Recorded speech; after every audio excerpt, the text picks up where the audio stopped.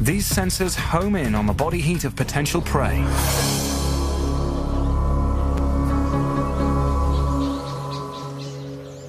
They're so sensitive they can determine the distance and direction of the heat source, enabling the snake to lock onto its target.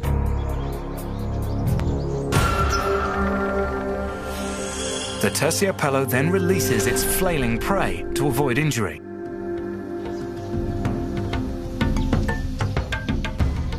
Minutes later, it consumes its meal whole, capitalizing on a skill common to all snakes: the ability to dislocate its jaw and swallow prey bigger than its own head.